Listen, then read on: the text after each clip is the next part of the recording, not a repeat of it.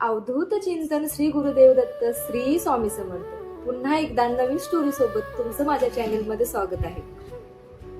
एक संत, त्याचं संपूर्ण लिखाण लोकांनी पाण्यात फेकून दिलं.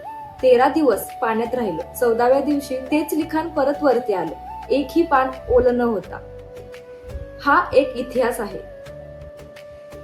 ही घटना आहे संत तुकाराम यांची. ते देहूगावात राहायचे. गरीब कुटुंब, आयुष्यात खूप संकट, पण मनामध्ये एकच गोष्ट, विठ्ठल यांची अखंड भक्ती. तुकाराम महाराजांचे आयुष्य सोपं नव्हते. लहानपणी आई वडील गेले, व्यवसायात नुकसान, घरात गरिबी, पण त्यांनी हार मानली नाही. ते बसायचे, अभंग लिहायचे, देवांचे नाव घ्यायचे. तुका म्हणे माझं काही नाही, सगळं विठ्ठलाचं आहे. पण गावातल्या काही लोकांना हे पटत नव्हते. हा कोण धर्म शिकवणारा, याला अधिकार नाही. काही लोकांनी निर्णय घेतला, कारण तुकाराम महाराजांची कीर्ती त्यांना सहन होत नव्हती. हे सगळे लोक तुकाराम महाराजांच्या घरी गेले. त्यांनी त्यांची लिखाण, अभंगाची गाथा हिसकावून घेतली आणि इंद्रायणी नदीमध्ये फेकून दिली.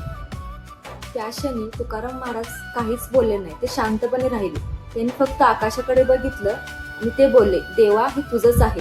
त्या दिवसापासून त्यांनी अन्नपाणी सोडलं. 13 दिवस उपवास केला आणि फक्त डोळे मिटून म्हणू लागले, विठ्ठल विठ्ठल. तरी लोक म्हणू लागले, काहीच होणार नाही. पण त्यांची श्रद्धा अडळ होती.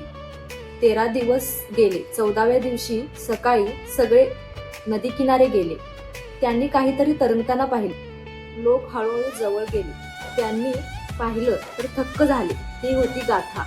लोकांनी ती गाथा हातामध्ये घेतली. पान उघडून पाहिले, पण एकही पान ओलं झालं नव्हतं. एकही शब्द पुसला नव्हता. सगळं जसेच्या तसं होतं. लोक पाहून थक्क झाले.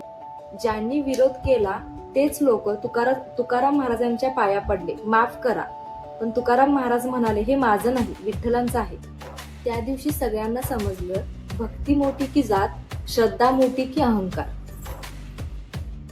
सत्य कधीच बुडत नाही, ते परत वरती येतच. हा व्हिडिओ आवडला असेल तर चॅनलला सबस्क्राईब करा, व्हिडिओला लाईक करा. व्हिडिओ कसा वाटला कमेंटमध्ये नक्की सांगा. आणि नेक्स्ट व्हिडिओ कोणत्या टॉपिकवर बनवायचा हे पण कमेंटमध्ये नक्की सांगा.